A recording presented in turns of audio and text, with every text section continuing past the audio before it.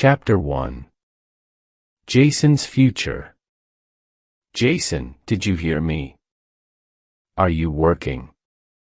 Jason's mom heard nothing from his room. She decided to go and see what was happening. She stood outside the door of his bedroom for a minute, and then she walked in. Jason was sitting on the floor and looking at some photos. "What are you doing, Jason?" she asked. Jason turned off his music and looked up. "Do you remember this?" He gave her a photo. "It's me when I was 5 and Maria. She was really pretty. Well, she still is. It was my birthday party, wasn't it?" "Yes, I think so," his mom said. "It was the last birthday before Dad left," Jason said. "I remember it very well." "The party, or the day Dad left?" asked his mom. "Both," said Jason. "In my mind, they both happened on the same day." "They didn't, but it all happened a long time ago," his mom replied. She walked to the window so Jason couldn't see her face. Simon, her husband, left their house in Moreland Road early one morning, 12 years ago. He wrote her a letter and put it on the kitchen table. And then he left. For 12 years she didn't hear from him. No letters, no birthday cards for Jason. Then, last week, there was a phone call. "Why did you go?" she asked Simon again and again. He wanted to meet her. "No," she said. But she wanted to say yes.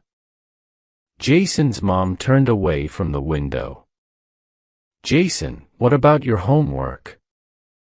she said. "Why are you looking at old photos?" "I want to find all the ones I've got of Maria. I want to take them with me to London, you know, when I go to art school." He smiled at a funny photo of Maria, aged 11. "It's a bit early to think about all that, Jason." His mom said, "You're not going until the autumn, and you don't know if you're going to get a place at the art school." "I will, I'm sure I will. When I went to visit them 2 weeks ago, they said, 'We think your work's very good. We really like your ideas.'" "I know, but anyway, where are you going with Maria tonight?" asked his mom. "Broad Street Bar, there's a great reggae band on," said Jason. "Have you told her about going away to art school in September?" asked his mom.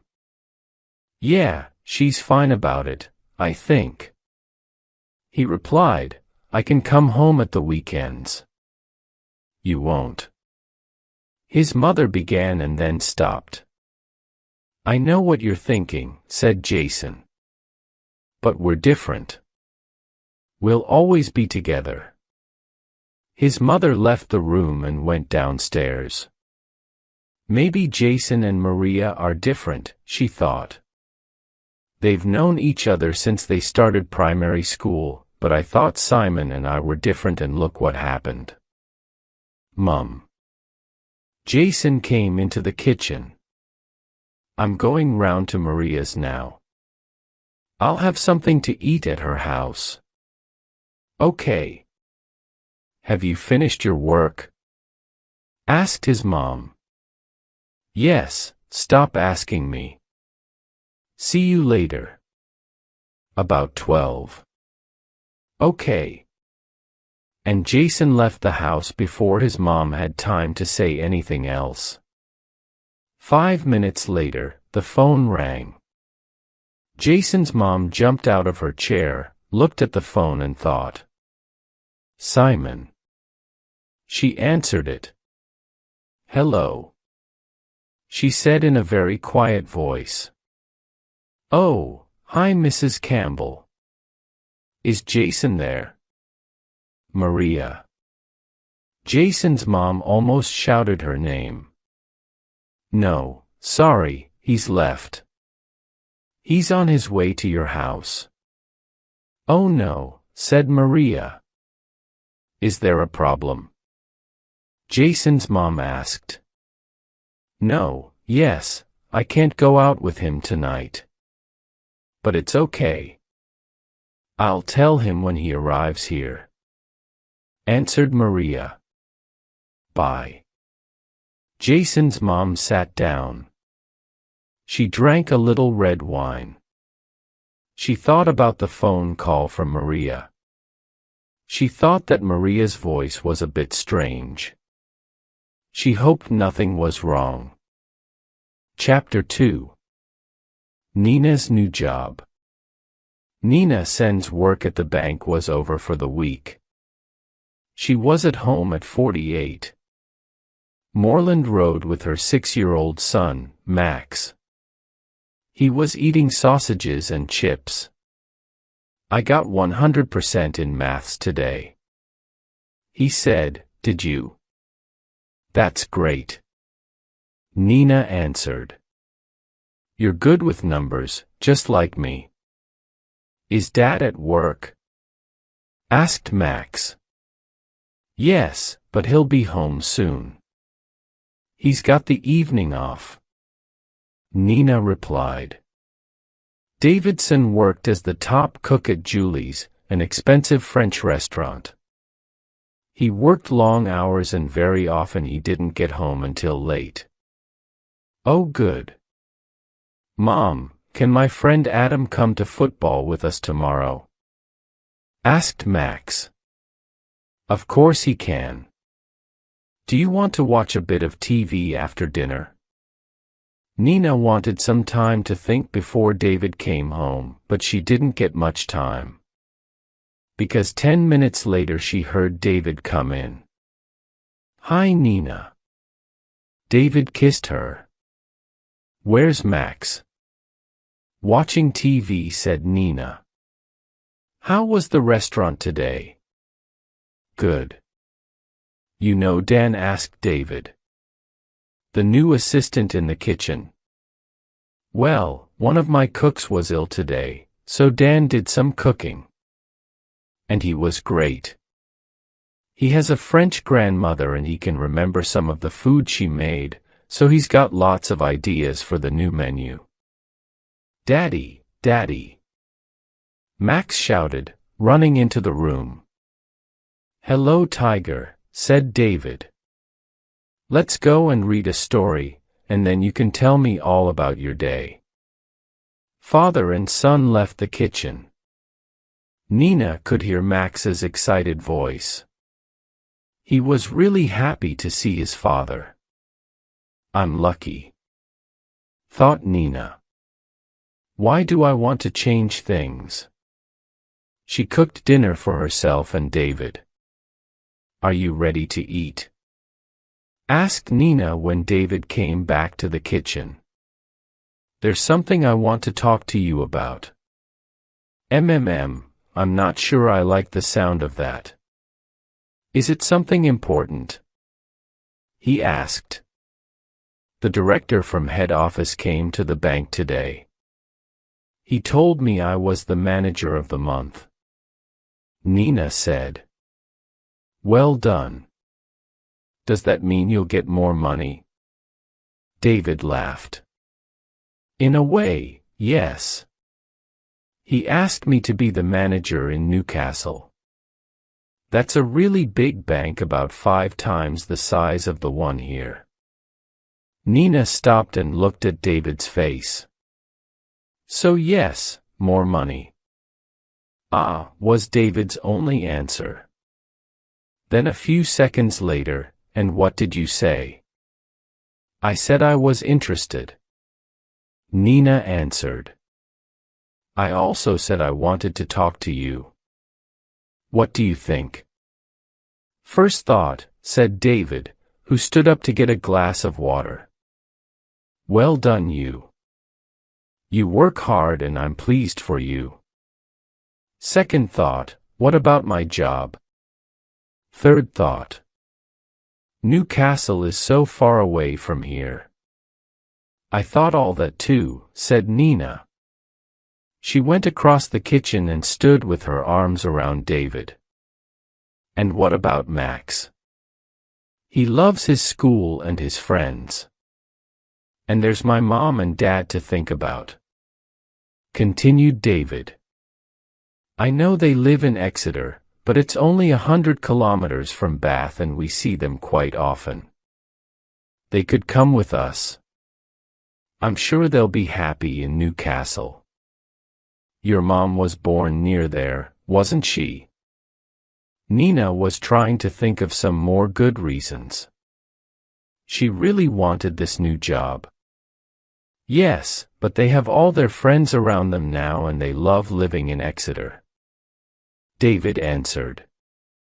It's a big thing to move at their age.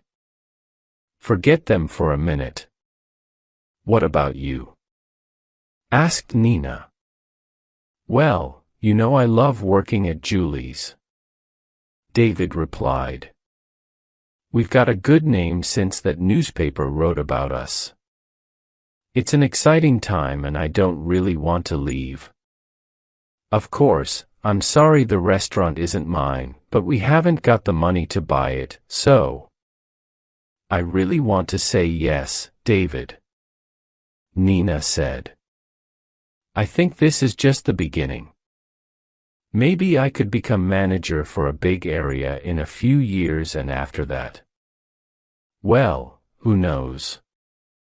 Then we could buy 2 restaurants and slow down, said David with a smile. We haven't decided yet. When does the job start? In 3 months, replied Nina. David were still young. It could be exciting to start again in a new city. True, replied David slowly. When do you have to give the bank an answer? Well, they want me to decide by the beginning of next week, Nina said. Say yes then, said David quickly. What? Nina looked at David. She couldn't believe it. Well, we can't buy Julie's.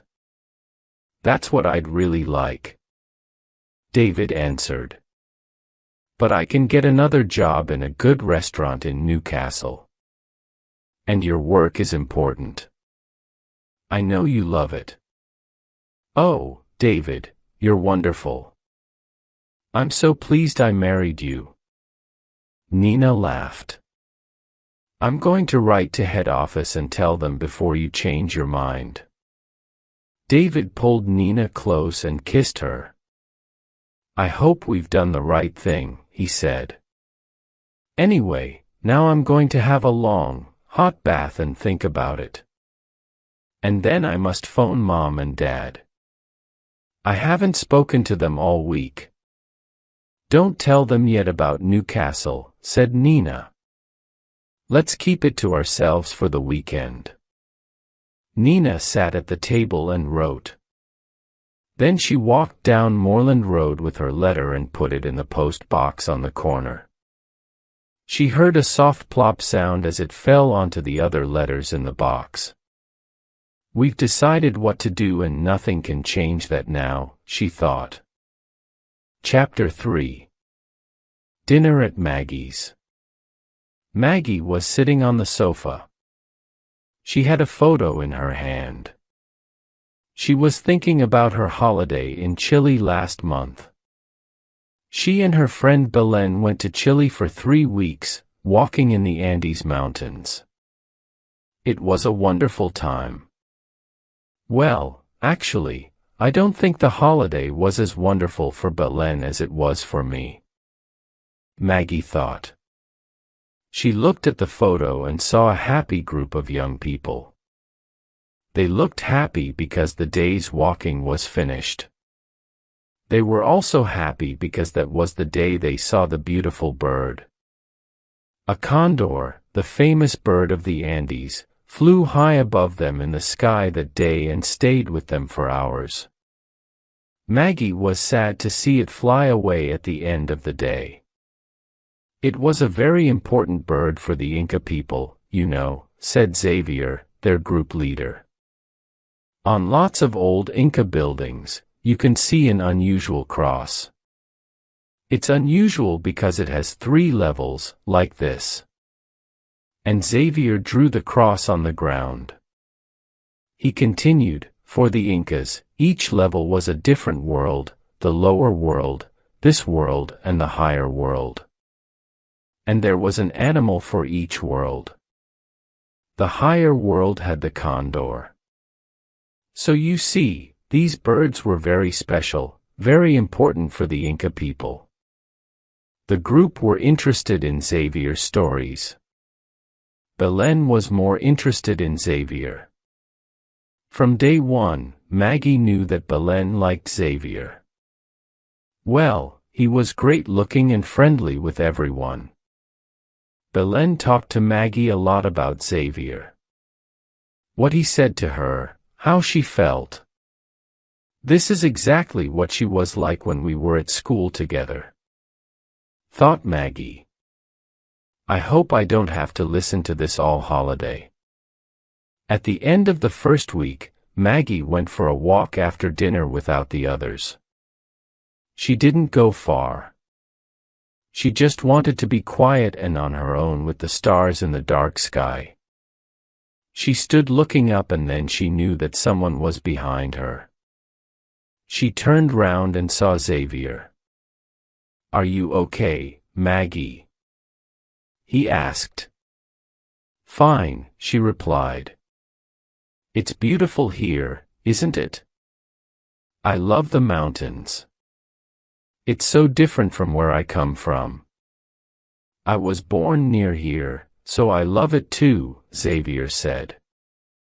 They sat and talked for a long time. She learned about his life and about the life of ordinary people in Chile.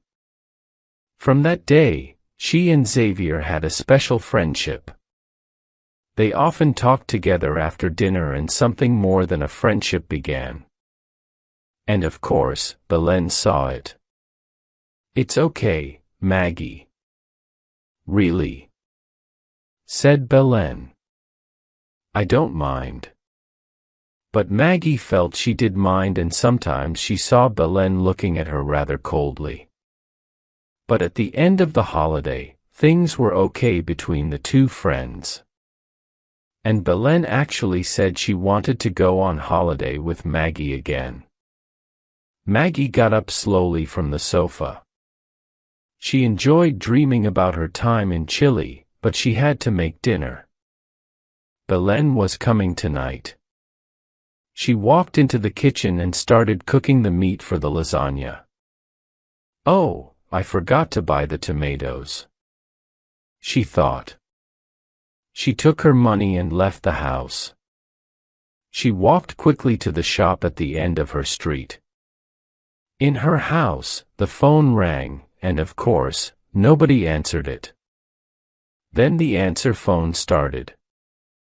Hi, this is Maggie. Sorry, I'm not here to take your call, but please leave your name and number and I'll call you back later. Thanks. There was a small noise at the other end of the phone. Someone was getting ready to speak, but the person didn't leave a message or their name and number. Maggie came back with the tomatoes. She saw the message light on the phone. Probably Belen, she thought. Maybe she's going to be late. Maggie played the message, but there was nothing to listen to. Strange, she thought. She went into the kitchen and finished the lasagna. Then she took a glass of red wine into the living room. She picked up the phone. Telephone number 07788536782 called today at 19 o'clock hours, she heard. Maggie wrote the number down and thought, I don't know anyone with that mobile number. But then she heard someone at the front door. It was Belen. Hi, Maggie. said Belen and gave her a kiss. Something smells good. They walked into the living room and Maggie gave Belen a glass of wine. It's good to see you, said Maggie. You look great, I love your hair. Thanks. And how's the lovely Xavier? Asked Belen. Have you heard from him? Yeah, I have, said Maggie. I got an email last week. He was in an internet cafe in Santiago. Great. I thought it was just a holiday romance. But I'm really pleased for you. No, really I am, said Belen quickly when she saw Maggie looking carefully at her. He says he's coming to England very soon.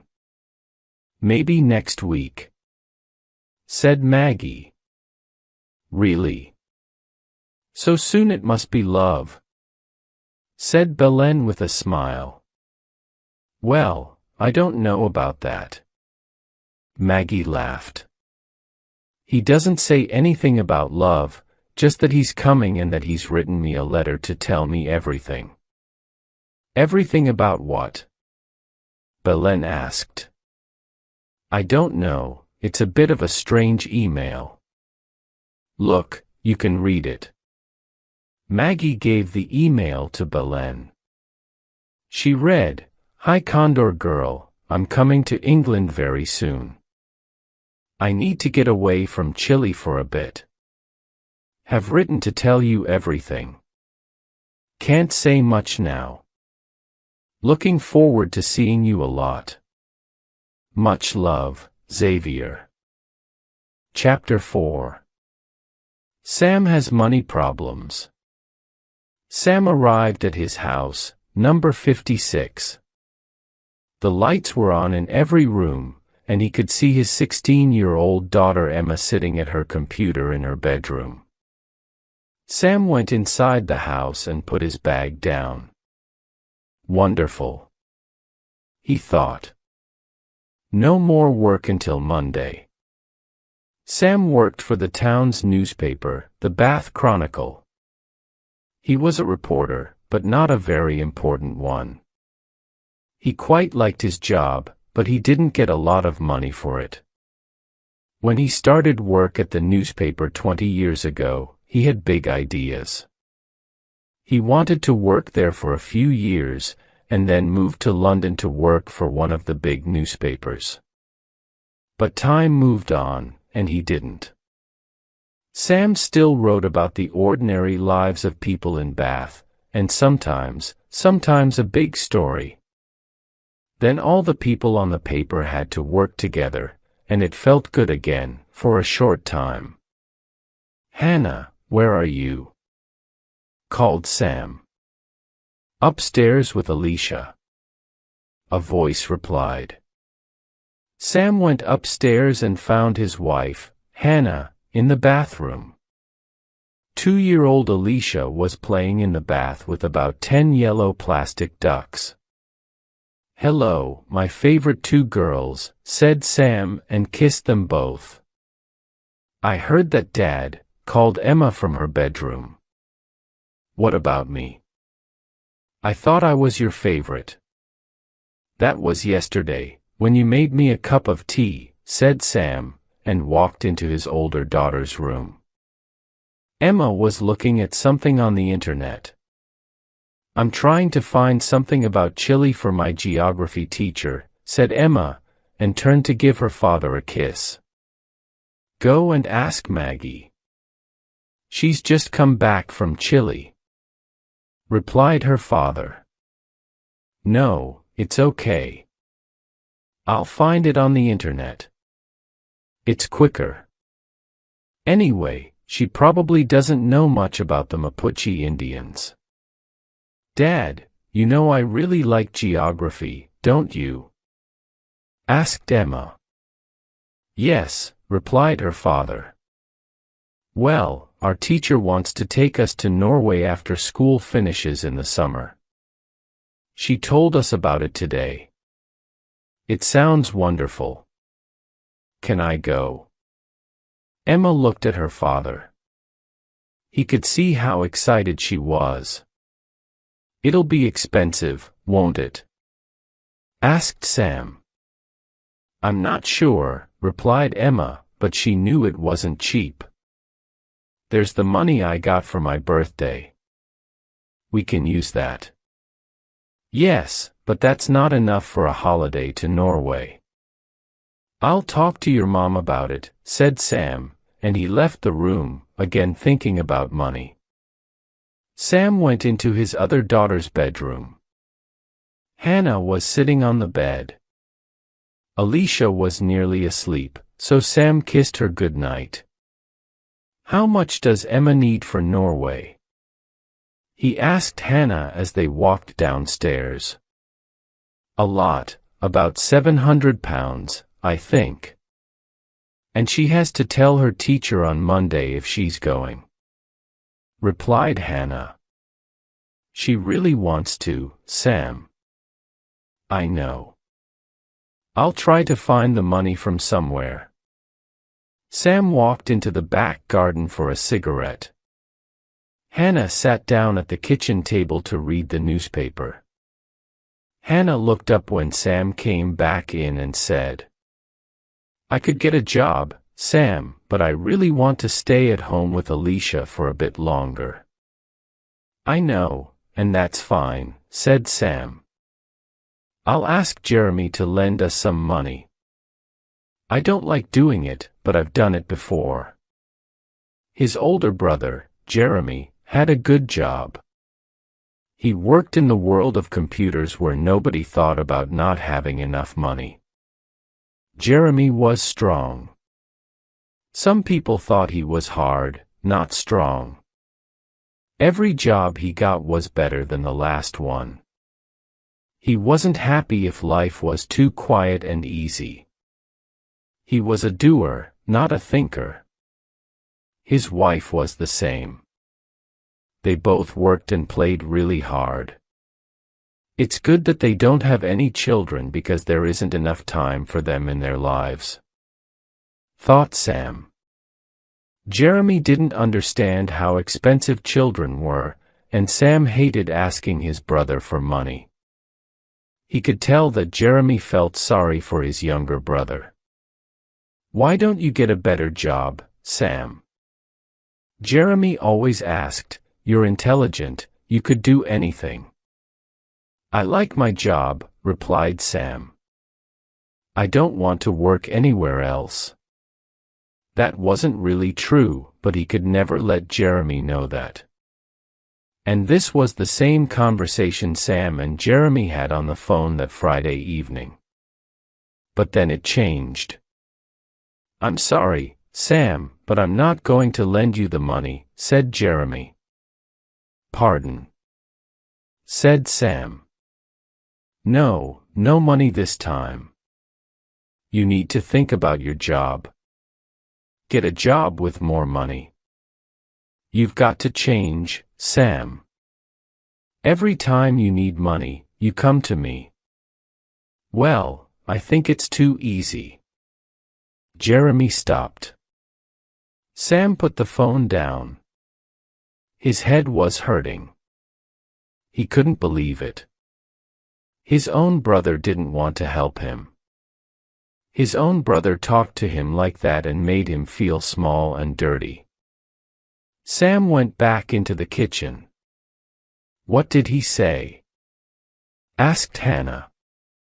Fine, said Sam. He'll lend us the money so Emma can go to Norway. I know it's difficult for you to ask, so thank you, my love, said Hannah and kissed him. Sam didn't look at Hannah and went to find Emma. Chapter 5. Jason and Maria. Maria opened the front door of her house and let Jason in. Hi, said Jason and kissed Maria. She took his head in her hands and looked at him for a few seconds. What are you looking at? Have I got something on my face? Asked Jason and he kissed her again. No, I just wanted to look at you. You've got a lovely face, replied Maria and walked into the living room. Are you okay? Asked Jason following her. I haven't seen much of you this week. I'm fine, replied Maria. Then she turned and looked at Jason. She saw someone who was her best friend. She saw a person she loved, but she knew that she was going to change everything. Jason, sit down. I need to talk to you, said Maria. She took his hand. There isn't an easy way to say this, but I've met someone else. What do you mean? Met someone else? For a moment Jason didn't understand. Then his face went white. When I was on holiday with my family in France at New Year, I met a man, and this was the difficult bit to say. And I think I love him. You said you love me, said Jason in a loud voice. I did. I do. I do love you.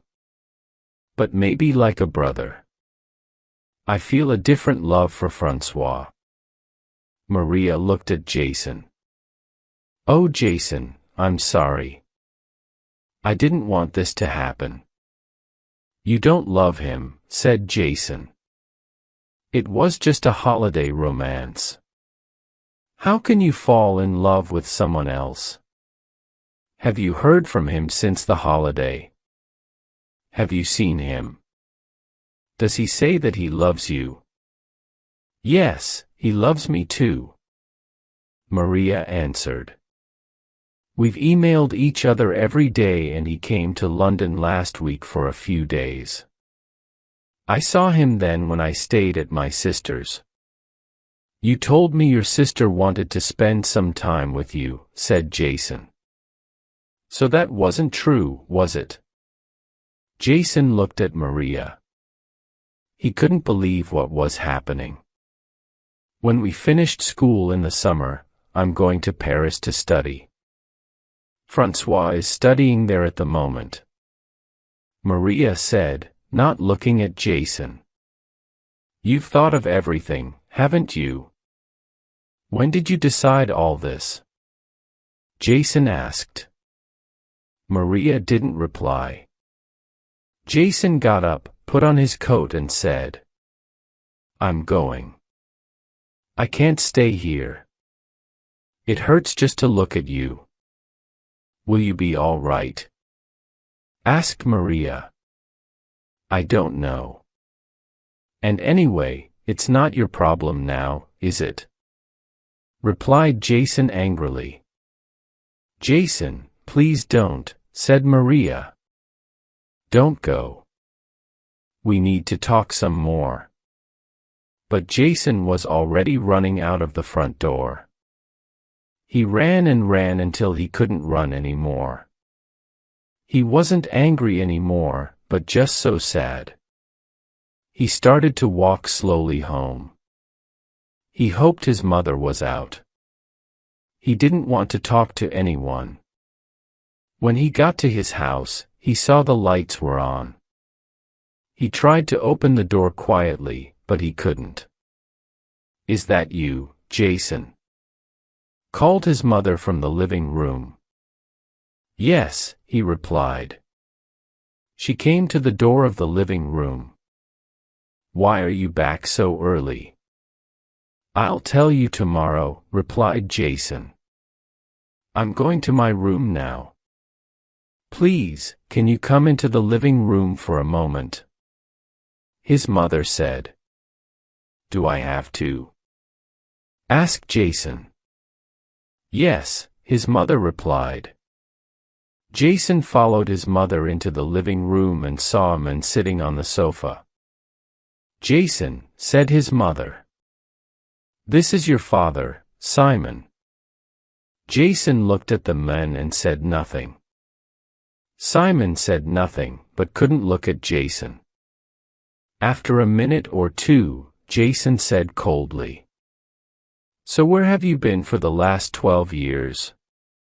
His father replied, It's difficult, but let me try and tell you what happened.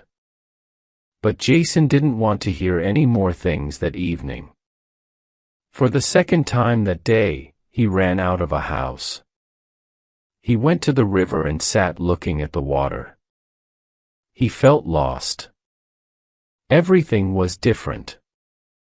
Maria loved someone else.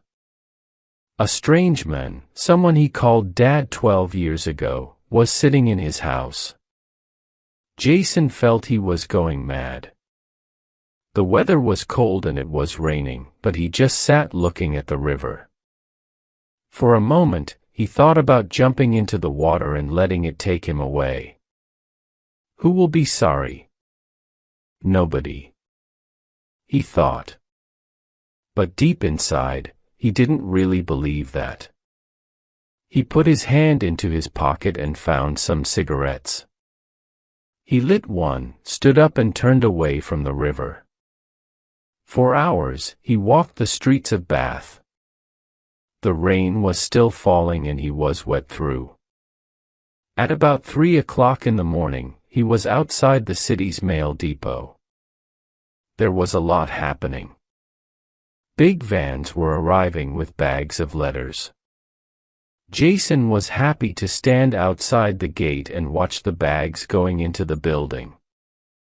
He stopped thinking about his problems for a bit and time passed. One of the men shouted to him, "Hey mate, you all right? Want a job or something?"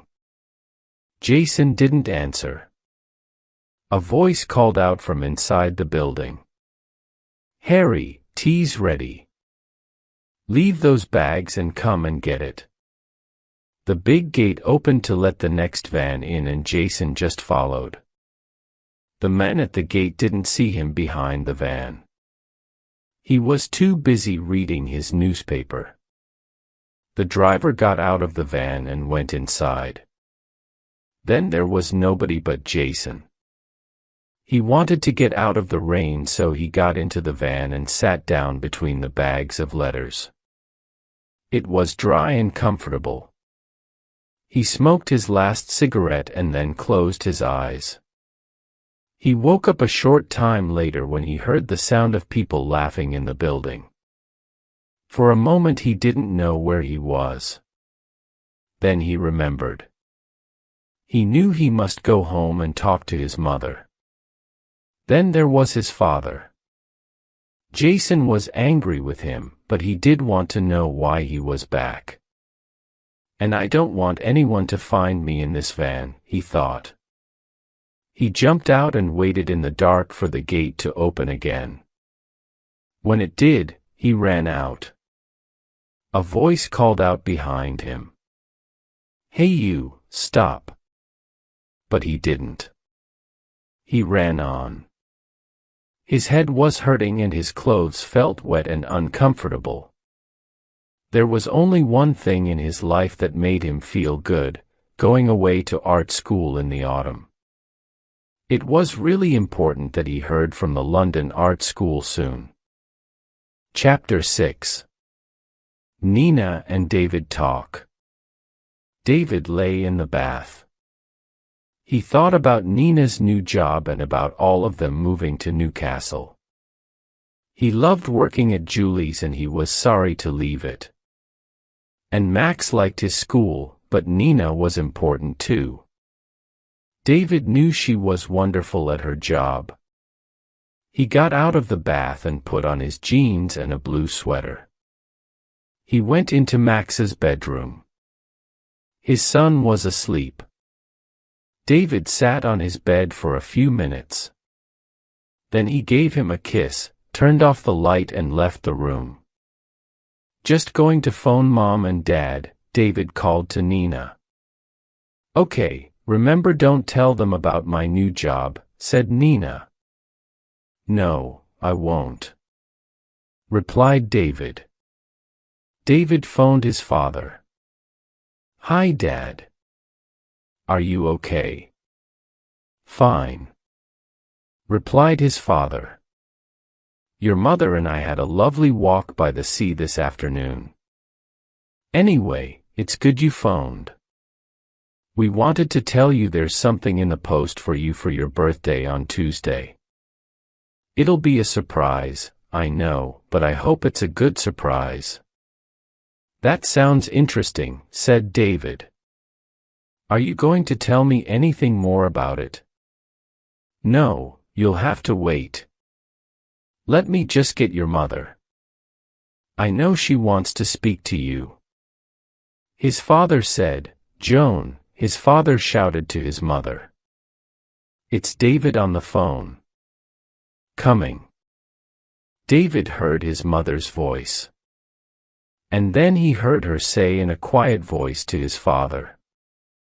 Have you told him? And the answer? No. Hello, David, said his mother. Are we going to see you soon? Can you come down next weekend?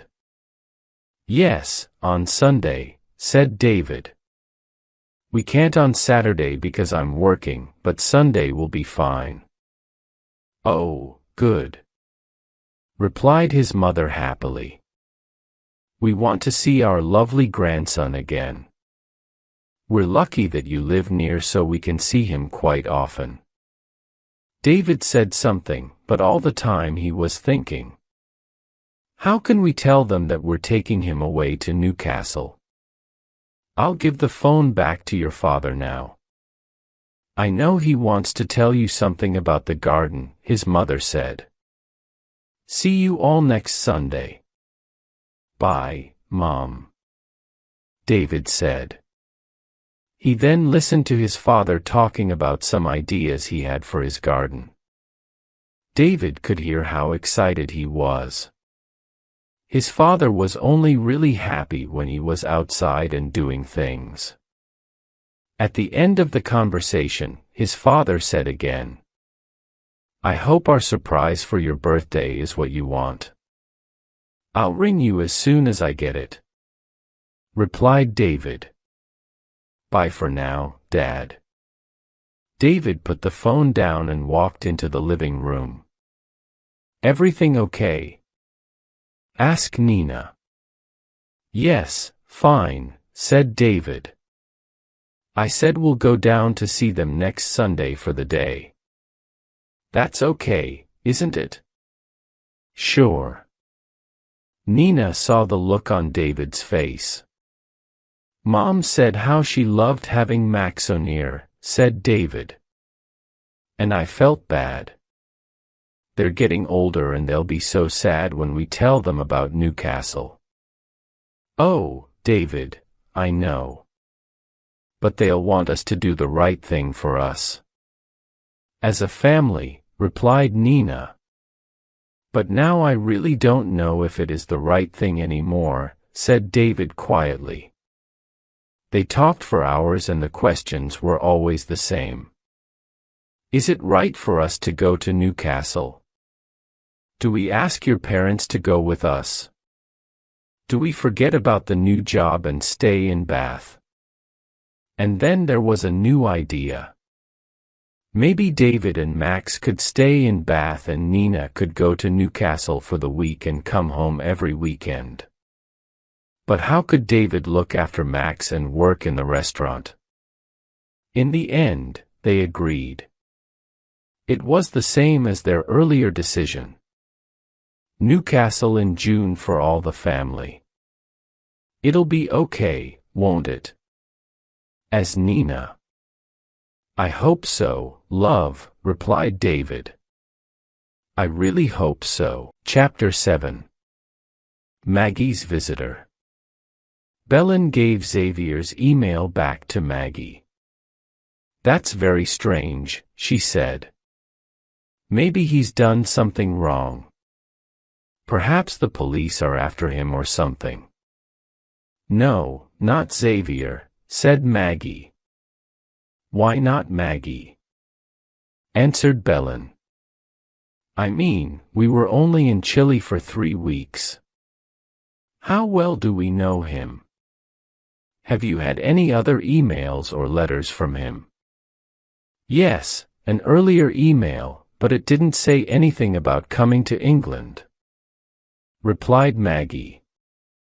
"Oh, well, there's nothing you can do. Just wait for the letter and hope it's nothing bad," said Belen.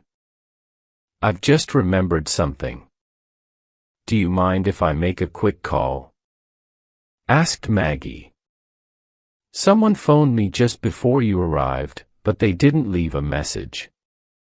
"Go ahead," said Belen. "I'll go into the kitchen." No problem," answered Maggie. "Stay, I won't be a minute, then we can eat." Maggie rang the mobile number. "Hello," said a foreign voice. It was a man. "Oh, hello," said Maggie. "You called this number earlier." "Bath 726549, who are you?" "I'm sorry," answered the man. "It was a wrong number." "Oh, okay, bye then," said Maggie and put the phone down. "Wrong number." Maggie turned to Belen. "Someone with a Spanish-sounding voice, I think." "From Chile, perhaps?" asked Belen. "Maybe," said Maggie. "Anyway, it's not important. Let's go into the kitchen and have dinner." Maggie and Belen ate the lasagna. They looked at photos from their holiday and laughed at some of the things they remembered. There was a noise from the living room and they both jumped. "It's okay," Maggie laughed. "It's only the window when it's windy, it always makes a noise." But then there was another different noise. Someone was at the front door. "What a bad time to call," said Maggie. She walked to the front door. When she opened it, she saw a man. "Yes," she asked. "Can I help you?" "Are you Maggie Cox?" asked the man. "Yes," answered Maggie. "And who?" But she didn't finish her question. The man came into the house and closed the door behind him. "Excuse me," said Maggie angrily. "What are you doing? Who are you?" Belen heard her shouting and came out of the kitchen. "Sit down, both of you," said the man quietly. "I don't want to hurt you." Belen and Maggie sat together on the sofa. "I'm looking for a friend of yours, Xavier Santos," said the man. "He's not here," said Maggie and Belen at the same time. "Who are you?" asked Maggie. "Let's just say I'm a friend of the Santos family," answered the man. "I know he's in England and I want to talk to him." "I haven't heard from him since we got back from Chile," said Maggie quickly. "Really?" said the man. He walked around the room and looked at everything. Postcards from friends on holiday, the phone bill that was on top of the TV. Then Maggie remembered Xavier's email. It was on the table next to her. It was too late to move it. The men saw it. "So this is from another Xavier, is it? Where's the letter he talks about in the email?" asked the men. "I haven't had it yet," said Maggie. She was afraid and she could feel Belen was too. She didn't understand what the man was doing in her house. "How did you know where I live?" asked Maggie. "I found your address in Xavier's home," said the man. "And your photo. Did you have a good time in my country, Maggie?" Maggie didn't answer the question. She asked, but half of her didn't want to know. "Why are you looking for Xavier?" "He's got something that I want," said the man. But maybe he gave it to you to bring back to England. The men walked up to Maggie and stood very close. He didn't give me anything, said Maggie. Maybe he didn't. But I know that Xavier will come here soon. And when he does, I'll be ready for him.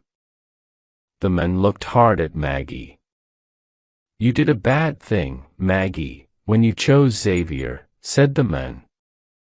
He's not right for a nice girl like you. He moved away. Remember, Maggie, I'll come back. Belen and Maggie jumped up when the men left. You must phone the police, Maggie, said Belen. This is terrible. You must come home with me. You're not safe here. Maggie phoned and told the police everything. She told them, I'm not going to stay here. I'm going to stay with a friend tonight. You can call me on my mobile, 0477-6567-831. The police asked her to go to the police station the next day. Maggie put some things in a bag ready to leave with Belen. I'm so stupid, said Maggie. I thought Xavier was really nice. I believed he loved me, but he was just playing. Maggie and Belen called a taxi and left Moorland Road half an hour later. Chapter 8. What Sam didn't know. How am I going to find £700? Thought Sam that Friday evening. And why didn't I tell Hannah about Jeremy? But it was too late now. Emma was going to Norway. That's so great, Dad. Thank you, she said, and kissed him. It made Sam happy to see her so excited. I know what I'll do, thought Sam sadly. On Monday morning, I'll take some of the jewelry my mother gave me before she died. There's a jeweler shop on the way to work. I'm sure they'll be interested in buying diamond rings. Sam didn't want to sell the jewelry. He knew his mother wanted Emma to have it. Maybe my brother is right, he thought. I do need a job with better money. I don't know how much longer we can go on like this. That Friday morning, 600 kilometers away in the city of Edinburgh, something important happened that could change Sam's life. But Sam knew nothing about it. Two people, a man and a woman, arrived at the offices of lawyers Barrett, Grab and Lennox. A man took the two visitors upstairs to the office of Frank Barrett. It was a very old-fashioned place with big, dark wood furniture. There were hundreds of law books all around the room. Good morning, said Mr. Barrett to the visitors. It's Paul and Sonia Cooper, isn't it? Please sit down. Thank you, said Sonia and sat down next to her brother Paul. I'm sorry about your father, said Mr. Barrett. We looked after his business for years here. Thank you, said Paul. He was 91 when he died, but now we need to know what he decided to do with his money and things. Paul, said Sonia. That sounds terrible. It's okay, said Mr. Barrett. Let me tell you what he wrote in his will. Mr. Barrett didn't always enjoy reading a will to a family. Sometimes there were surprises in it that they didn't like. I leave my house and all that is in the house to my two children, Paul and Sonia. My money I give to my grandchildren, Robert, Amy, and Charlie. Paul and Sonia looked pleased. He continued, but not all of it. Their smiles became smaller. I want to leave some of my money to a special person who was a good friend to me in my life, Samuel Davies. About 30 years ago, when my wife died, Sam lived next door to me. He was a young man, but he spent many hours with me at that time. He visited me most days and listened to me when I talked about my wife. He was a true friend. I have never forgotten how kind he was. I want to say thank you to him and to give him £50,000. A few minutes later, Mr. Barrett finished reading and the office was quiet. Then Paul Cooper said, "Samuel Davies is a lucky man. £50,000 is a lot of money, just for talking to Dad."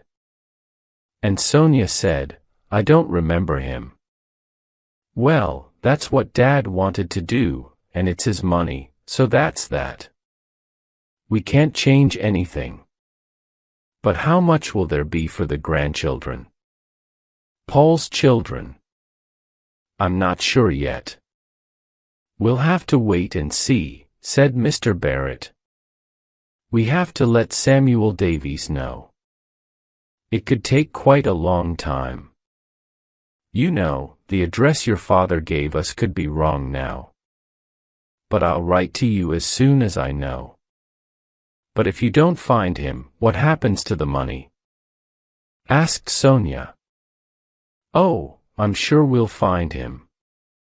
It could take months, but we usually find people in the end," replied Mr. Barrett. Paul and Sonia left the lawyer's office quietly. Mr. Barrett gave some papers to his secretary and she wrote a letter to Samuel Davies. At lunchtime, she took the letter to the post office. As she put it in the post box, she thought, "Lucky Samuel Davies. What's he going to do with £50,000? Back in Bath that Friday evening, of course, Sam had no idea about Mr. Cooper and his money. He went to bed unhappy. Was it right to sell his mother's jewelry? And what job could a man his age get that paid more money? Chapter 9. Fire. At 3:30 on the morning of Saturday, the 15th of March, a small fire started in a van at the back of the mail depot in Bath. Nobody saw it at first because everyone was inside the building. Then someone smelled something and shouted, "Fire!" Another person ran outside and saw what was happening. Someone else phoned the fire service. They tried to put out the fire, but they couldn't. The fire service arrived very quickly and put out the fire. But 2 big bags of letters were lost. In those bags were 4 very important letters for some people in Moorland Road. St. Martin's School of Art, Charing Cross Road, London W, 1-8, XA, Jason Campbell, 12 Moorland Road, Bath BA 6-5, LZ, March 13th, Dear Jason. Thank you for coming to see us last week. We really like your work, and we think that you are the kind of student who will do well here at our college. We are very happy to offer you a place here from September. As you know, there are many students who want to come to this art school, so it is important that you reply to us. Please tick the box below and return the letter to the above address by March 25th. We look forward to hearing from you soon. Yours sincerely, Neil Parker, Course Tutor. Yes, I can take a place on the art course starting in September. No, I cannot take a place on the art course starting in September. 120 Wharf Road, Exeter, March 13th. Dear David, first of all, happy birthday. We hope you have a really lovely day.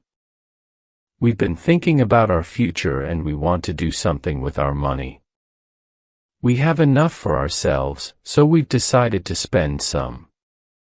We know how hard you work at Julie's, and we know that you've always wanted it to be yours. So, we've bought it for you. We met Jean-Pierre last month and agreed a price. Yesterday we heard that it's now ours. Well, yours actually. We both know that you're going to make the restaurant better than ever. Can we come to dinner on your first big night? Lots of love to our wonderful son, Mom and Dad Santiago, March 6th, dear Maggie. Hope you got my email. And I hope this letter won't make you angry. I'm coming to England because I must leave Chile. I haven't done anything wrong, but my brother has. He's in with some bad people. My brother has disappeared. Nobody knows where he is. His friends think I've got some of his papers, but I haven't. So, I want to come to England and get away from all these problems. Maybe I can get a job and stay there for a bit. Also, I want to see you. I think we're at the beginning of an exciting time together. I'll be with you very soon. Until then, please believe me that I've done nothing wrong. Please email me and tell me I can come. Lots of love and kisses, Xavier. Barrett, Grab and Lennox, 34 Queen Street, Edinburgh EH23XJ, Samuel Davies, 56 Moreland Street, Bath BA 65LX. March 14th, dear Mr. Davies, we are writing about Mr. Thomas Cooper, who has sadly died. Mr. Cooper has remembered you in his will, and we would be grateful if you could write to this office as soon as possible. Yours sincerely, Frank Barrett. Conclusion. And what happened to Jason, David and Nina, Maggie and the Davies family? Jason went away for 2 weeks to stay with his grandmother. She looked after him and he began to feel better about himself. When he got back to Bath, he was sad that there was still no letter from the art school in London. He phoned the school, but it was too late. The school said he could have a place the next year. For a year, Jason stayed in Bath and did lots of different jobs. Simon, his father, came to the house sometimes, and Jason began slowly and carefully to get to know him. Nina's letter to the head office of the bank arrived safely. David never got the letter from his parents, but his mom and dad phoned him on his birthday, and he learned about the restaurant. It was the best birthday present in the world. Nina decided to work in Newcastle and come home at the weekends. They were lucky because David's niece came to study at Bath University. She stayed with them and looked after Max, but it wasn't easy for the family. David wanted Nina to come home and work with him in the restaurant, but she stayed at the bank in Newcastle for 18 months. Then she took the job of area manager in Bristol, a city 25 kilometers from Bath. Maggie never heard from the Chilean visitor again. She never heard from Xavier again either, and he never arrived in England. Maggie was very sad. She really thought that she and Xavier were great together. It was hard for her. She wanted to believe that he was a good person, but all her friends told her to forget him. Sometimes she thought about going back to Chile to find him, but in the end, she didn't. She decided that probably it was just a holiday romance for him after all. Sam sold his mother's jewelry and gave Emma the money. After a few days, he had another conversation with his brother. Then he decided to leave his job at the newspaper and write a book. He worked at home so he could look after Alicia too. At first, it was strange for him, but slowly he began to enjoy his new life. It was exciting to write, and Alicia was an easy child. Hannah got a good job in a shop, which she enjoyed. They were still short of money, but one day about 3 months later he got a letter from Mary. He got a letter from Barrett, Grab, and Lennox. Life began to look a lot better for Sam and his family.